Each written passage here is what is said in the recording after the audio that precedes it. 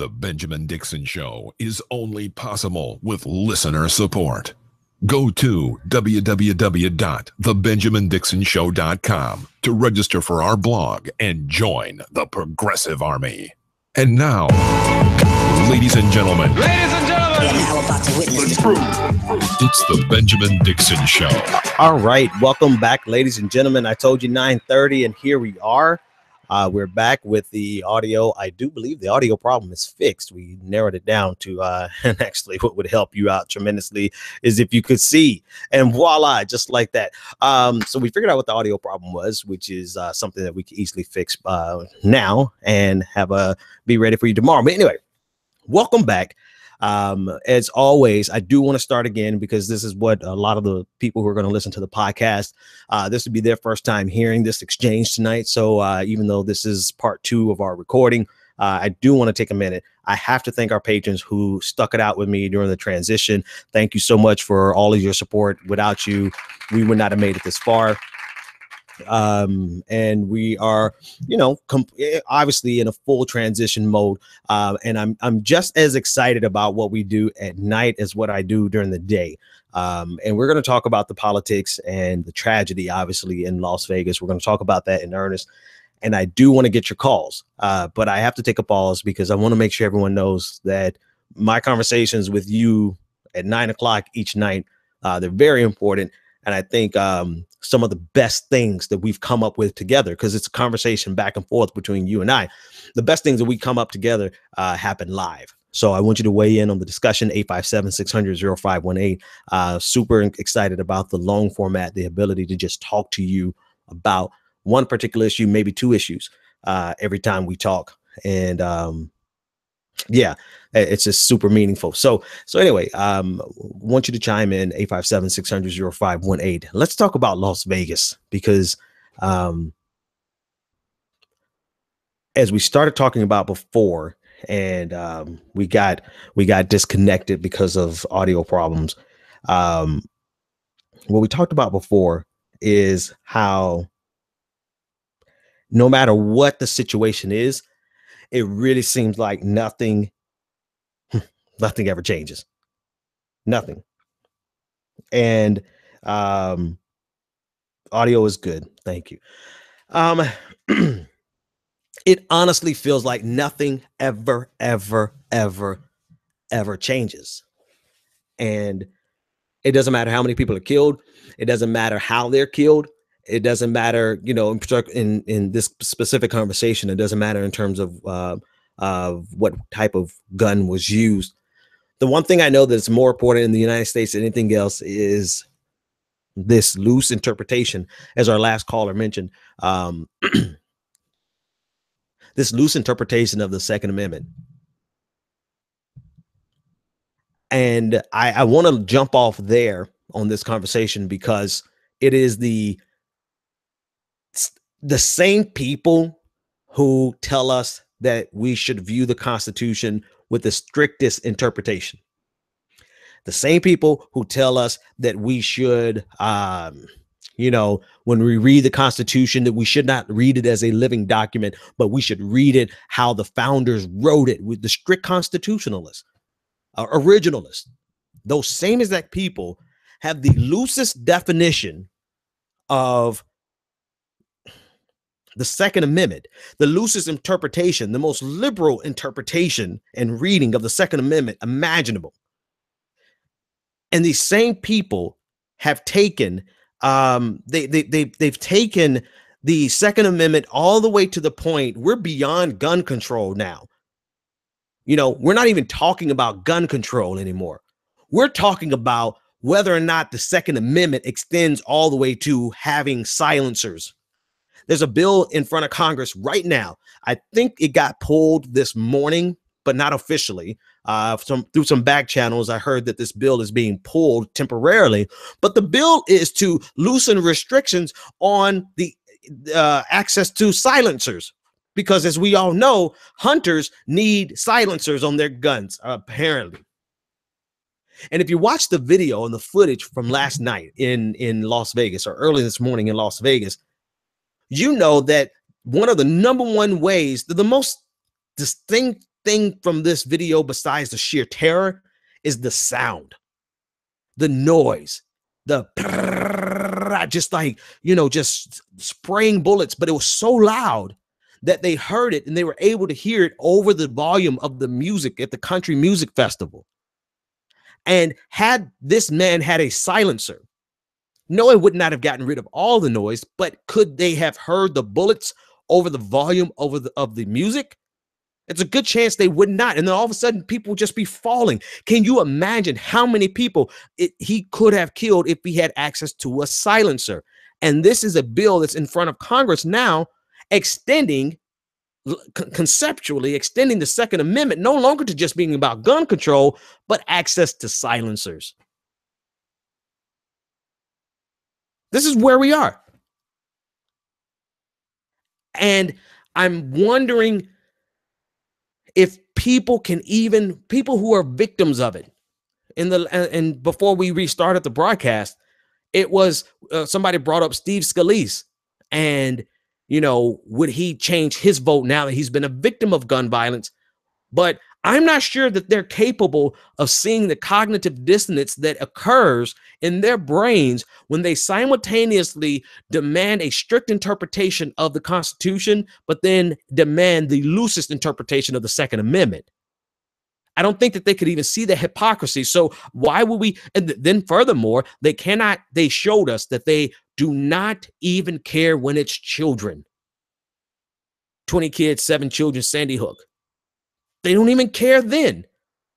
So the question was, would a victim of gun violence change their mind, particularly elected representatives? Would they change their mind? And I believe that they would not, because the grip of the NRA in the United States is so strong that I don't think we'll ever break away from it until we destroy the NRA. Because everything's a Second Amendment argument to them. Everything's a Second Amendment fight for them. The right to own, bear, and have freaking silencers on their weapons is a Second Amendment fight to them. So that's where we are. We're not even at the point of gun control anymore. We're not at the point of background checks. We're not at the point of we are discussing silencers. Yeah.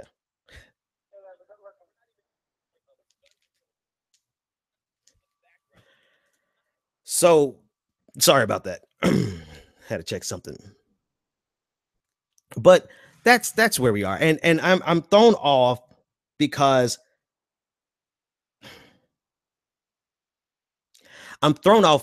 it doesn't matter. It doesn't matter what happens. I've never seen that before. I thought I've heard automatic rifles before, but man, I have never heard anything like that.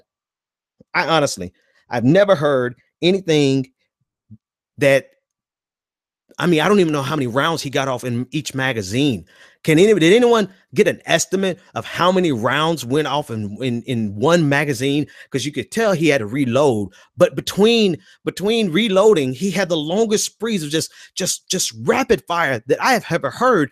And the victims are probably a lot of conservatives, not because of political reasons, but because they're at a country music festival. And, I'm sure there's some liberals that like country music, but just, in my mind, I'm thinking it's going to be a lot of conservatives, and I could be just dead wrong on that. But the victims of this are more likely to be in favor of loose gun control laws. And I'm just thrown off because experiencing something like that, you would think that it would change a lot of minds. Matter of fact, I think it did. One of the artists performing on stage, who got away and thankfully was not killed, he said that he has changed his mind on gun control. But then that begs the question, do we have to wait till everyone experiences this type of tragedy before they change their mind on gun control? I certainly hope not. Does it have to come to your backyard? Does it have to happen to you before you change your mind? I mean, just the sound alone. The sound alone was so, terrifying that you pause and you wonder, like,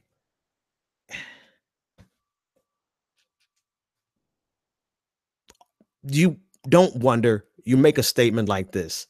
The ease with which we are able to get access to weapons that can inflict mass casualties and death and destruction is the problem. And if we continue to have organizations like the NRA and political parties like the Republican Party and the Democratic Party, who's incapable of going, I guess, above and beyond and doing whatever and everything and anything necessary to stop it, if that's where we are, then we're going to continue seeing things like this happen. We're going to continue to see things like this happen.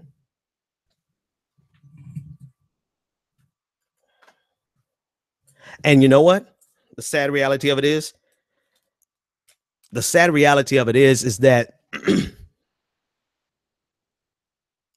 we're right back where we were a year ago.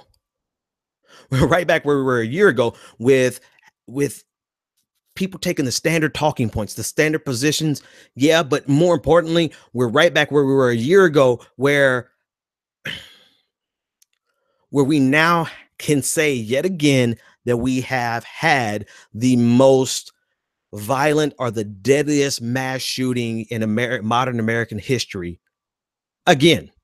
Because that's where we were last year with Pulse nightclub. I remember the feeling, that the gloom, the sheer horror of finding out what this was and what was happening and how many, and the body count kept going up. The most surreal thing that has ever happened. And not that this is about me, but it is still about each of our individual experiences with this collective grief. But for me, the most surreal moment was when I had been on Twitter, saw the Twitter moments, saw that 20 people had been killed. I logged it off and came back to Twitter on my mobile phone. You know how you do, you pull your screen down to refresh it, and it refreshed and it jumped to 50. And I'm like, what? Without what? Like what? How? This is, and then as difficult as that was, realizing what has to happen for an individual to cause over 500 people to be injured. Now, mind you, some of them are going to be casualties of stampedes, yes, but in general, he shot enough rounds to injure easily 200 people, even probably more, on just from bullet wounds ricocheting off of the concrete. Even if he didn't hit them directly, it hit the concrete and scatter somewhere else. So not only is the sheer number of people who have died terrifying, but the number who have injured. And to think that we have the ability to get access to these types of weapons. And mind you, yes, automatic weapons are illegal to sell to civilians, but you could take a semi-automatic weapon, modify it, and make it automatic. Let's take this first caller. Caller, you're live on the air. What's your name, comment, and or question? Hello, am I on the air? Yeah, this is you. What's your name? My name is Jim. Jim, what's on your mind? And my comment is about, I think it's a matter of perspective. Like, I was coming home today and I didn't really understand what was going on. So I started reading about the news just to see what's going on. And when they talk about this shooter, it's weird because I read articles about how he used to run Sunday schools and how he seemed just like a normal guy. Mm-hmm. And I don't know. I think that's wrong. You understand what I'm saying? I think it normalizes things. I think it makes things like more acceptable, and it's not. Yeah. And then you take that in comparison to like other shootings, like what happened in Florida. Yeah. And it was quickly turned into like, oh, he's from ISIS and he's crazy and he's a terrorist. And I mean, I think the narrative just really messes things up. You understand what I'm saying? Yeah, absolutely. Absolutely. And thanks for the call, man. 857-600-0518 if you want to weigh in. I agree with that. Because I mean, that's what I want to talk about next, which is the politicization of it and how we treat this fundamentally different. But before I go to that, I'm going to try to play this audio I'm gonna try to play the audio from because I mean it's the audio alone should tell you something. Let me see if this is the right footage.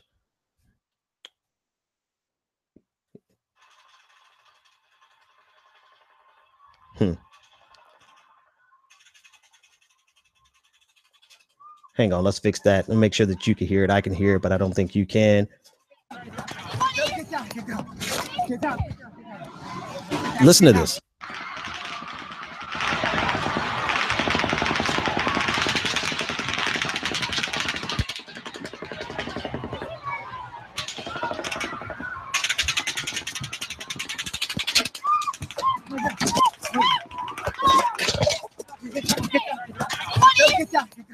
Okay. I mean, just listen to those rounds. Listen to those rounds. We don't even have to get to the politics of it just yet. The politics in terms of white terrorism versus Islamic terrorism. We're going to get to that in a minute. But just listen to the sheer capacity of that weapon, the magazine capacity. I mean, if you've been to the shooting range, you know there's a pretty limited capacity on the semi-automatic rifles, and now you kind of understand why. But even a semi-automatic rifle, which the shooter had in Orlando, you know, you have to pull the trigger every time you want to shoot. So it's not, you know what I mean? It's for okay. Put it in perspective. If the Pulse nightclub shooter had this weapon, everybody in the club would be dead. Everybody, nobody would be alive.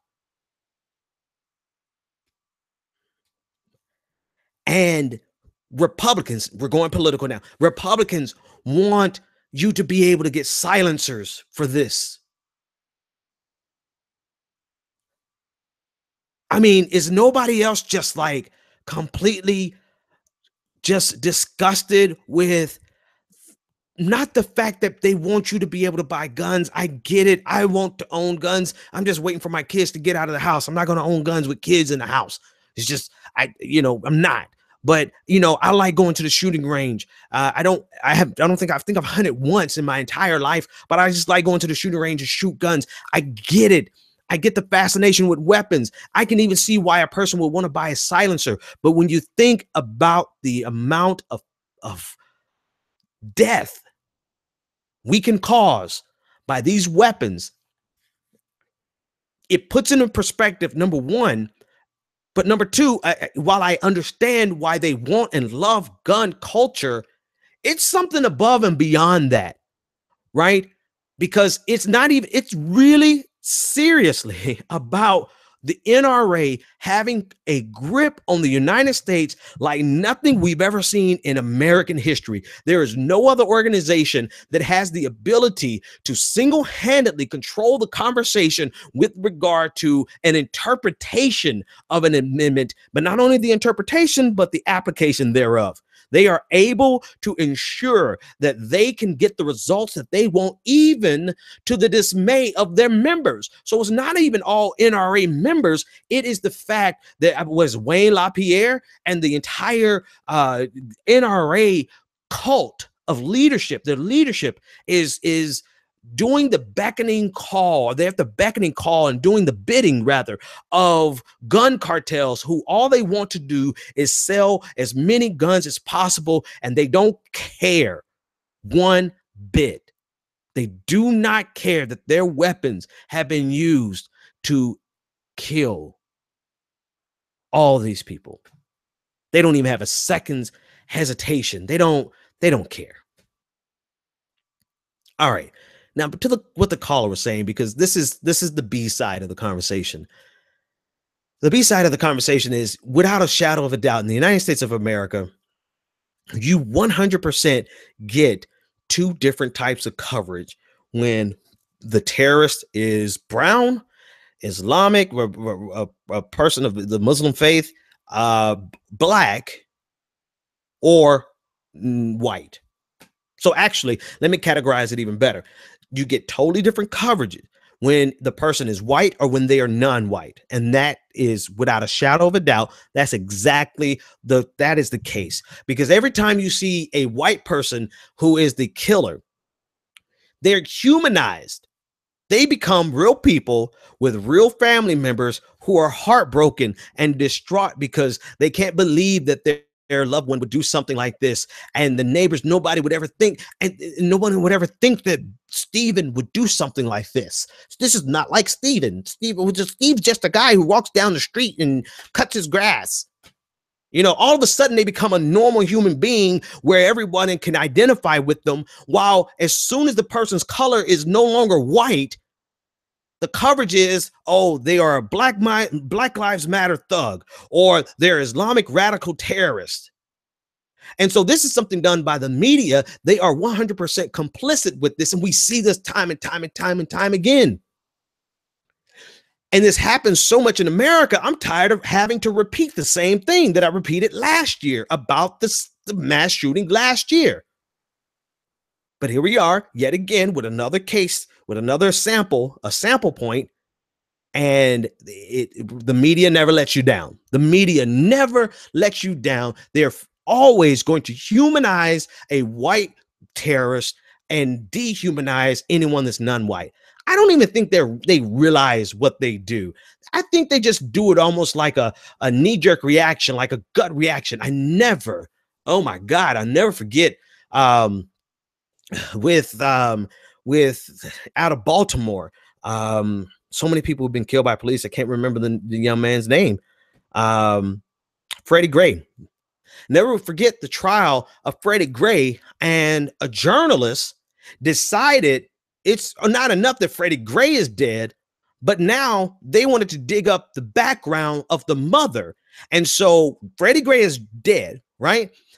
It's not the mother that's on trial. It's the police officers who are on trial. But a journalist looked up the background and the history of Freddie Gray's mother, and she happened to have a history of drug abuse and had been in and out of jail. But he decided that this is what I want to report in this incident. The fact that not the background of the police officers who were on trial for murder, but the background of the mother who was mourning the loss of her son. And parts of me wonders if it's intentional. The other parts is I think that they believe that this is good journalism. But it shows you how the media is complicit with all of this that we see, the type of coverage that we get. And now it's like, Stephen Paddock, he's just my brother. I'm not trying to make fun of the guy. I think the guy, his brother didn't know his brother. He said, but they show this entire long, what it is honestly, before I mock the brother, which I probably shouldn't do, but I feel like it's coming and just warning you it's coming. But, I think it's part of the disaster porn industry. Right? Because it's just like, and I never understood what people meant, or I thought people were just being hyperbolic when they said disaster porn. But when the shooting in Houston occurred, where the ex-military guy, black guy, who went and killed 5 police officers in Houston, or was it Dallas? So many shootings, you get lost. Before that, when that occurred, I remembered being locked into the television, watching the same exact shooting at least 20 times in a row to 3 o'clock in the morning on CNN, watching it over and over and over again, realizing at somewhere around 2:30 in the morning that I'm not learning anything new, that I'm not seeing anything new. They are repeating the same exact goddamn talking points that they repeated an hour, 2 hours, 3 hours ago. And even when I realized that, it was still 30 more minutes before I could cut it off. Disaster porn. Disaster porn. That's what it, and I think it's a part of the disaster porn industry that our media has become, to dig up every detail they possibly can. Oh, but when it's a white guy, they dig it up, but it's ever so subtly different. Now, Stephen is a guy who's just a guy, and his, nobody ever expected that this guy would do something like this, But as soon as his name is Muhammad, well, he's radical Islamic, right? It's terrorism across the bottom of the board of the, breaking news alert, terrorist attack. And there's a whole nother level to this conversation that I'm going to discuss next. But this is just the last caller brought this up, and it's so true that we humanize the perpetrator. in these cases. And it gets even worse, right? If we take this as a media critique, it gets even worse. And I'm thinking about it as I say it. As a media critique, not only will they humanize the perpetrator, but they would humanize the perpetrator and dehumanize the victim if the victim is a person of color.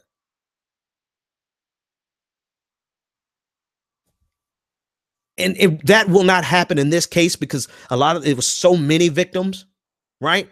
Right. But I mean, just think about all the cases where it's a white person who killed a black person, and now they're digging up the past of the black person. It's just an imbalance. And it's such a part of our media structure that it's almost cliche. It's almost cliche to the point where they can make fun of it on Saturday Night Live because everybody is aware that they do this, but nobody's going to do anything to change it. Damn. I mean, as I'm saying it to you, I'm realizing that everybody understands that this happens, but ain't nobody doing nothing to change it. Okay. Here's the next level of the conversation. The politicization of this. There's a desperation in the hearts and minds of everybody when something like this occurs. And that desperation is, I hope it wasn't one of us. Now, this is a desperation that crosses all the entire ideological spectrum and all races and religions. You see it and you pause and you hope, you be like, man, I hope this person wasn't black. God, please don't let this person be black. Jeez, please. Oh man, if this person is black, damn it. God damn it, the DC sniper had to be black. You know what I mean? You go through that. And then I know that's what I go through. And I know people of Arabic, of Middle Eastern descent or the Muslim faith, I know they have to go through that. I know they have to go through that because they're like, man,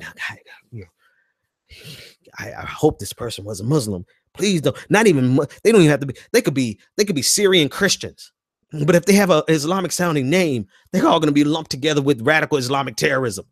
And so when you're somebody from the Middle East and North African nations, you don't even have to be Muslim. You could be a devout Christian, but the person could have been a Christian, but it doesn't matter. His name was Mahmed, you know what I mean? His name was Muhammad, and so all of a sudden it's going to be all of Islam that's implicated in this. And so every single one of us, whenever we hear about a mass shooting, between the time we hear about the mass shooting and the time that we find out the identity of the mass shooter or the terrorist or whatever we label them at that time, we're all sitting on pins and needles, hoping and praying that, God, I hope it wasn't one of us. Conservatives do this too, but they do it with a different reason and a different outcome. They do it because, I mean, think about it. What's going to happen? What's the worst that's going to happen? See, if it was a black person who committed this crime, then it's going to be, oh, see, all those people protesting the flag, all those people, they're inciting violence. And so we should not say, everybody who's protesting the flag, you need to stop because you're inciting violence and you have blood on your hand. You have blood on your hand. And then simultaneously, they're going to use that not only to silence our issues, our protests, but they're going to use that to allow systemic oppression and systemic racism and police brutality to continue unchallenged. And so if it's a black person, it becomes a tool. If it's a black person who commits a crime or act of terror like this, it becomes a tool used against our very own interest. Hands down, without question. It is a political football that is used to harm our fight for justice in the United States of America. If it's a Muslim person, it's used as a justification for the goddamn war on terror. I mean, it becomes a justification for more Islamophobia. It becomes a justification for the travel ban. It becomes a justification to harm the material existence of an entire group of people. And I was going to say an entire faith, but it transcends faith and touches everyone who's from a Muslim nation, a Muslim majority nation, or anyone with the Muslim complexion, and see the conflation of Muslim and complexion, because that's what we do in the United States, because Muslim's not a race, but we treat it as one. And so I know people of Middle Eastern, North African descent and people of Muslim faith, they're not, they have to be sitting back worried, God, I hope it's not one of us. They have to be, because I'm sitting back worried, God, I hope this person wasn't black. And we worry like that because it is a direct threat to our material existence, not just material, but our freedom, our liberties, our fight for justice, our advance towards equality for black people, and just the ability to get on a plane without being targeted by, random Joe the plumbers for people of Middle Eastern descent. Meanwhile, conservatives go through the same thing too. Yeah, they do. They go to say, oh God, I hope it's not one of us. I hope it's not one of us. Because why? Because what? We're going to politicize it and say, let's get gun control. God, I hope it's not one of us, because those liberals, they're going to try to take our guns. See the difference? On the one hand, we're here on this side worried that it's not going to be us, because if it is us, it's going to be used as a political tool to harm us and to stifle our progress and to further justify Islamophobia, literally hurting us. And on the other side, they hope it's not us. They hope it's not them, because if it is them, then liberals are just going to use this as an excuse to try to stop future tragedies. Can anybody see how perversely different, not even the difference, but just how twisted it is? And it would be one thing if they would stop and say, I hope it's not us. And then we could just kind of impugn their motives and say their motives are bad, right? Their motives are different because we're trying to just survive and get justice, and they're trying to stop gun control. So even though they're worried that it's not them, it's not really a qualitatively equal experience, because it's totally different. They're worried about gun control. The flip side of it is that they want to be able to use it as a political football. And so if it is one of them, they're upset because now they can't use it as a political football against us. I felt that one right there. But even more, it goes one step further. They wouldn't just stop there. Today, we have seen in full force, I'm not just pulling this out of the air, right? This is not just a freaking straw man that I'm constructing. This is all explaining the insanity that I saw today, where before they found out anything, you had people like Alan, one of these conservative media guys, has hundreds of thousands of followers on Twitter. Thousands of people listen to, tens of thousands, hundreds of thousands of people listen to this fool every day. You have Laura Loomer, who's used to be with Breitbart and has thousands of people follow her, who are all quote unquote reporting that it was an Islamic attack, that it was Muslim terrorism.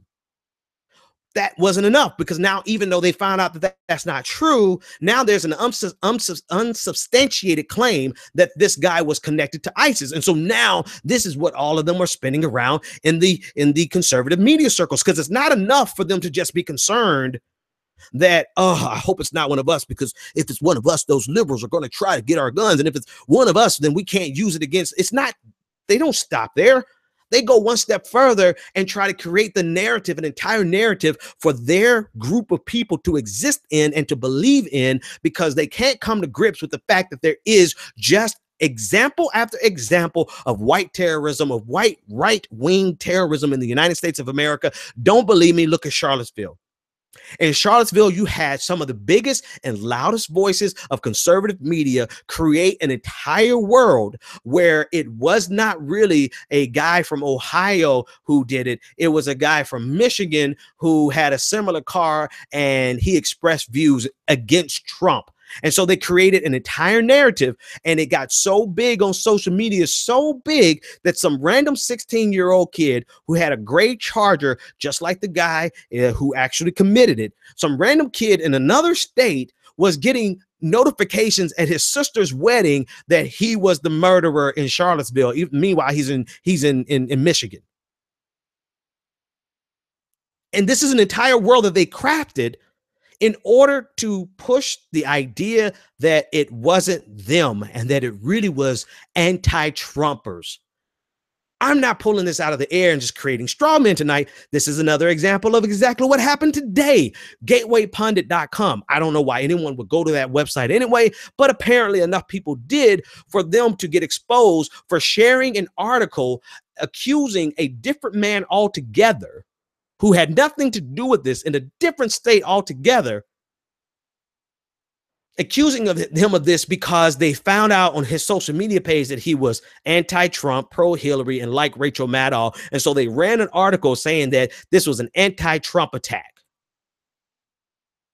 And of course, once they found out that they were wrong, they had to pull the article. And the funniest thing, if you go to gatewaypundit.com, I'm pretty sure it's still up, and you look for that particular article, the slug is still the same, right? They try to scrub the page. They deleted the article, but the slug, the URL is the same. And then it says, if you're having a hard time reading the font, because the page is all intentionally messed up, if you have a hard time reading the font, refresh your cache or clear your cache. And I thought, why would clearing my cache fix the font? Oh, it wouldn't fix the font. That would just clear out any. So you go to Google and look at it, and look at Google Cache, and there's a website, there's a page showing you that they've spent the entire morning crafting and pushing a narrative that it was a Hillary Clinton supporter who committed this act of terrorism. Why does it matter? It matters because this should show you what we're fighting against on the opposite side of the equation. We're not just fighting for gun rights against people who don't want gun rights. We're fighting for we're fighting for gun control, rather, against people who don't want gun control. We're fighting for gun control while they're fighting for silencers. We're hoping that these incidents are not Black people or people of Middle Eastern, North African descent, because we know that if it is one of us, it's going to be used to hurt us. Meanwhile, they are crafting narratives to make it us, even though it's not us, because it's all a political game to them. It's all a game to them, and they're more interested in winning. I don't know why. Here's the last thing, and this. Why would you do that to yourself? And you know full and damn well that you're going to be exposed. It's only a matter of time before, oh, wait a minute. That's why. Because they know that they have an audience in conservatism such that if they sow this idea first, then you're going to have hundreds of thousands of conservatives across the country trying to justify in their brains the fact that somehow, some way, this is the fault of liberals. Because the first thing that happened when they woke up is they went to their trusted media source, they went to their trusted radio host, and they saw that their radio host and their trusted media source said that it was a Hillary Clinton supporter. And so when they find out it's not a Hillary Clinton supporter or a progressive or a liberal, they just it's all a wash. It becomes murky. It becomes muddy. It's not clear cut. This is, if it was one or two cases of this, it wouldn't be worth talking about because it's so ridiculous. It's ridiculous to even try to figure out how to explain this. But the case after case after case, time after time after time, you have an entire, third string conservative media push to make it. Not just hope. I'm hoping that it wasn't a Black person. Muslims are hoping that it wasn't a person from the Middle East and North African nation or a Muslim. We're hoping that. It's not that they're just hoping that it wasn't a conservative. They're actively trying to sow enough misinformation in the public circle, in the public eye, in the public square, such that once the truth comes out, it all becomes muddied and becomes a wash. Why? Well, like I said, if it was one of them, they feel like, which is the worst thing that's going to happen to them, we're going to go for gun control. If it's one of them, then it becomes something that they can't turn around and blame us for. So they lose a political football. And there was a third one, but it escapes me. 857-600-0518. If you want to weigh in on the discussion. If it's one of them, they just have to come to grips with the reality that you're more likely to die from a guy named Mike than Muhammad in the United States of America. I mean, that's just a statistical fact. We have more reason to be afraid of Jimmy Bob than we do, Khalil. I don't know a lot of Islamic son, Arabic son. I'm rusty with my names. I couldn't think of more than Khalil, Khalid. Anyway, that's all I've got on that story. I mean, but the real tragedy is that we're not going to do anything about it. Nothing. We're not going to do a damn thing about it. It's going to be the same. It's going to be the same a year from now. And as much as I hate to say this, and I hope that it's not true. I hope what I'm getting ready to say is wrong. I hope to eat crow on this. But the reality of it is that within a year, we'll probably be talking about something like this again.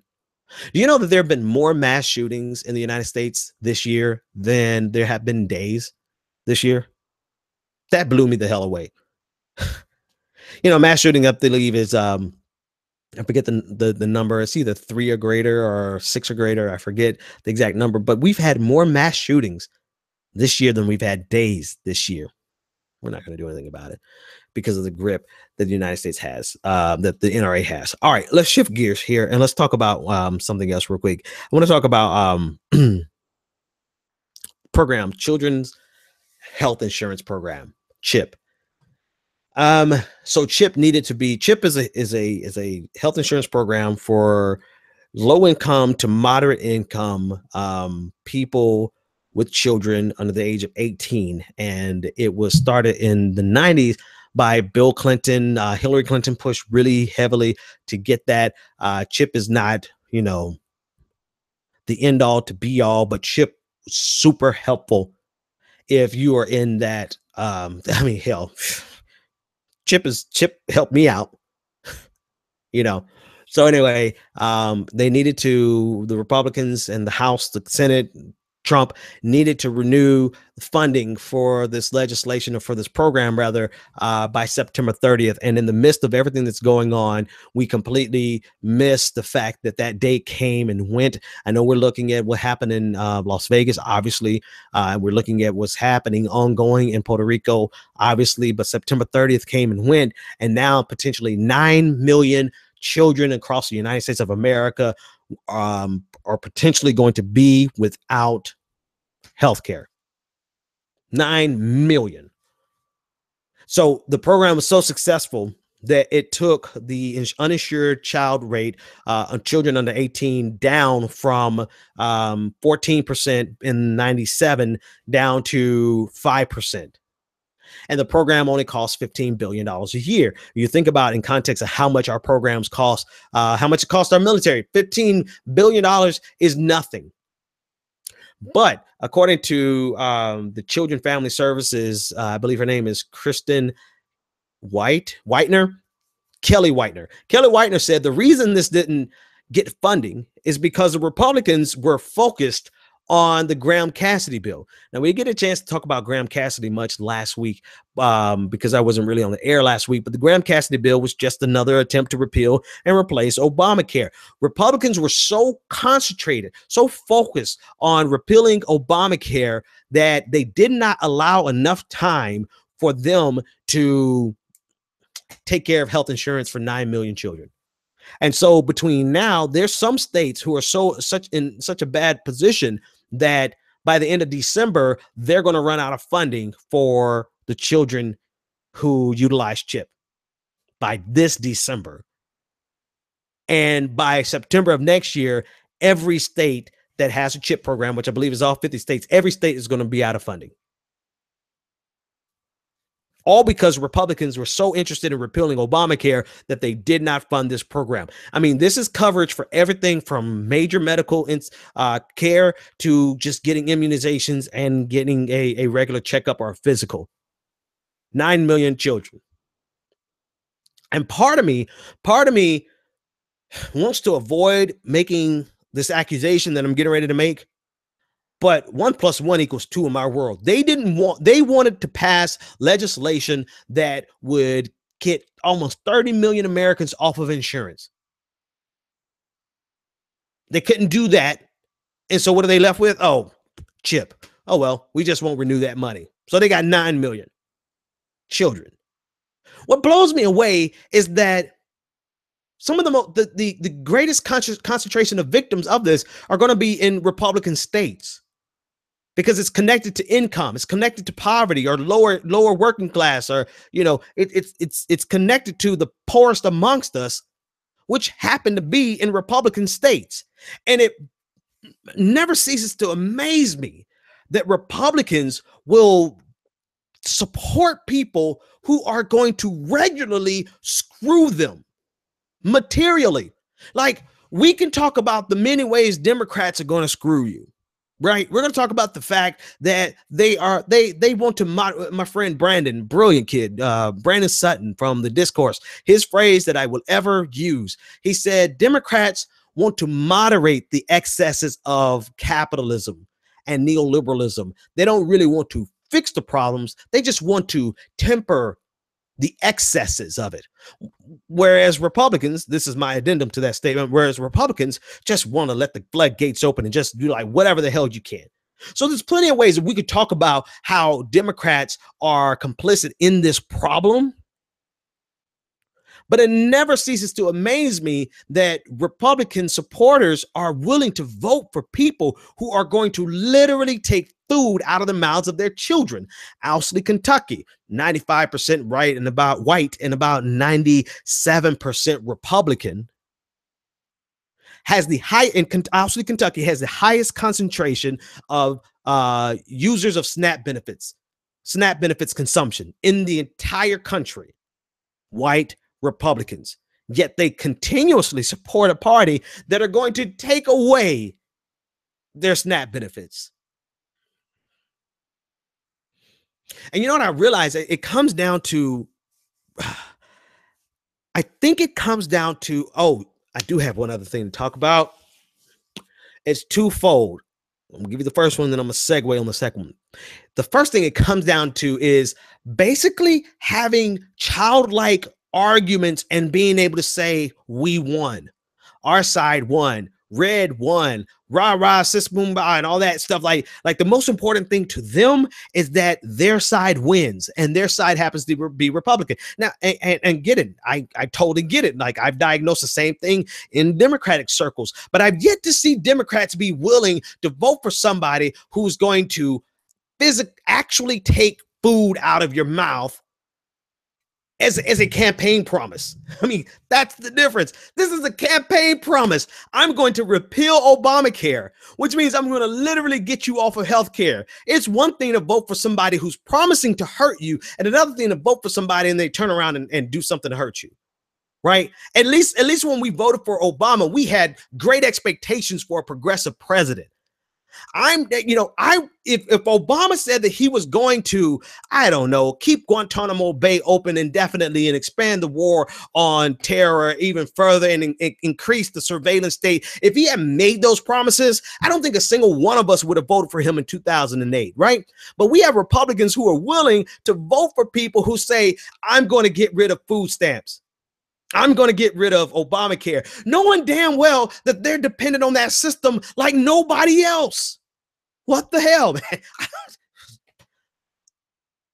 I'd be lying if I told you I didn't understand it, because here's the explanation. Hang on.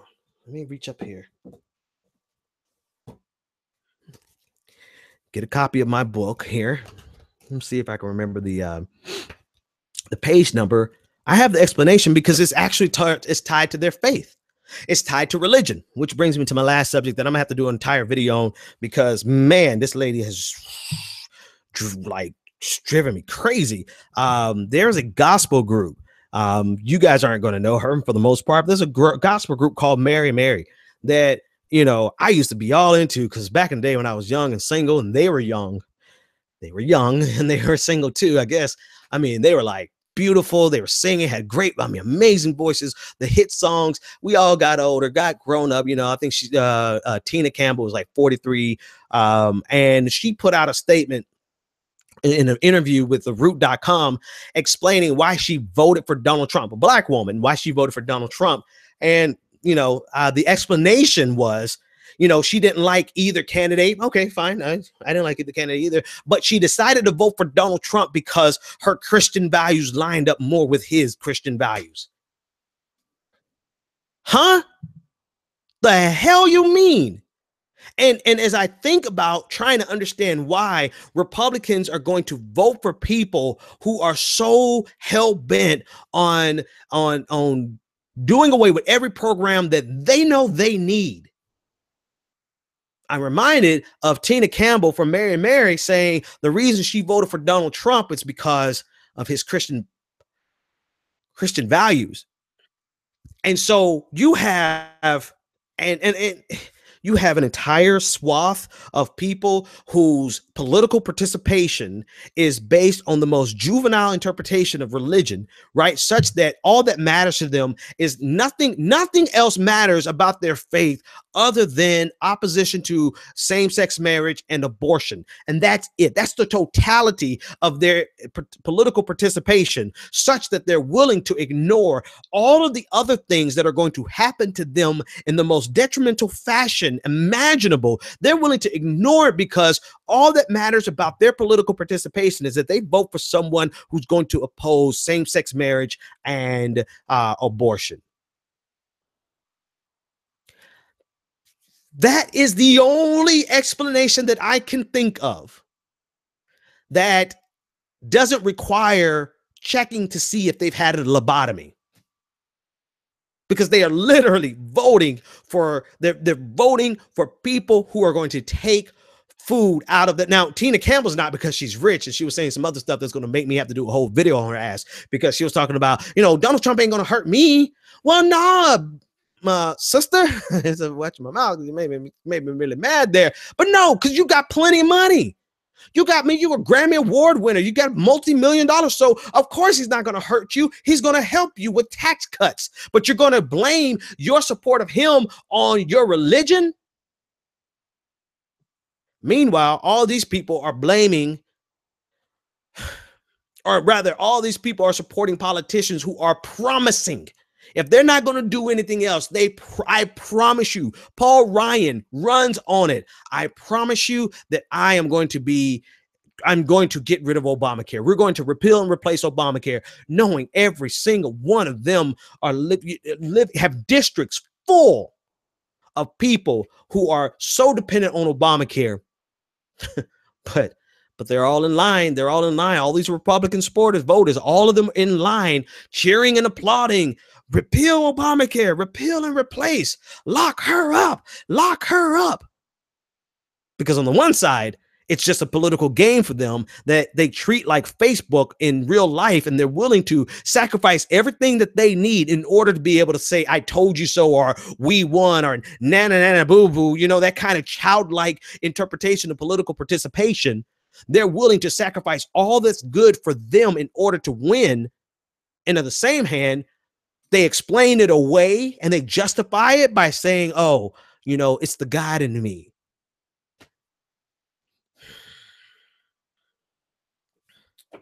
So I'm going to do a whole video on Tina Campbell. I'm probably going to be a standalone video because she has a very influential voice in the Black community, Black gospel community from which I come. So I have to talk about it. But I mean, it just dawned. I mean, not it just dawned on me, but just juxtaposing those things side by side, you see how utterly ridiculous the political participation of so many Christians is. Is. You see how utterly fatuous. I don't even want to call it childish, because I know children with more political acumen than people like Tina Campbell. I know children who could see that someone who can't even say 2 Corinthians, but says 2 Corinthians, someone who brags about groping women, even a child could look at that and say that's that. They may not even, you could take a child who's an atheist and they know that that's not Christian. But we have an entire swath of people whose entire political participation is in opposition of two things: same-sex marriage and abortion. And because of that, they can use that to say nothing else really matters. The only thing that matters, it doesn't matter that you're going to, you know what, pull yourself up by your bootstraps. That because we're getting ready to take away all of your benefits. You know, I don't know what the hell you could do with your bootstraps to get your children health care. There are no amount of bootstraps in the goddamn world for you to be able to give your child the type of health care they need when 9 million children are getting ready to be cut off of chips. There was one other thing that I want to talk about, and it's starting to escape me, which probably means this is a good place as any for us to say goodnight. We will see you tomorrow night, same time. Patrons, our morning analysis is back in full effect. I'm super excited about being here with you guys at this nighttime. I'm gonna be honest with you. I really like talking to you on the phones. So thanks for the few callers who called tonight. We had one before we started recording again. But I really do like the uploaded podcast where I'm looking at a white wall. You guys should see me in here when I do my podcast. I'm looking at a white wall and I'm just looking up and I'm just talking into a microphone and I just let it rip. So I think that's a uniquely different experience that I think is worthwhile, because a lot of great conversations come out of my head onto that palette. So I want to do that also. So we'll keep mixing it up. So make sure that you're here tomorrow night for the live stream. We want you to be, we'll have all of our technical issues resolved. We'll be back streaming on YouTube, Facebook, and Twitter. But again, to our patrons, we can't do it without you. We're back. I'm excited about this. I am just as excited about this nighttime conversation with you as I am about my daytime work. And so where tonight it's kind of like we're chilling and we're having a conversation during the day. It's all scripted and it's all, necktie choking the neck. I don't even have a goddamn neck, but I'm wearing a necktie and being all official and stuff. And it's good. It's produced great. I love doing it. And that's why I like doing what I do at night. So do me a favor. Come back tomorrow and see me tomorrow night, and we'll see you next time. Do I have closing music? There it is. The Benjamin Dixon Show is only possible with listener support. Go to www.thebenjamindixonshow.com to register for our blog, join the Progressive Army, and support the Benjamin Dixon Show. Crazy mother. If you like this episode, be sure to share, like, and subscribe.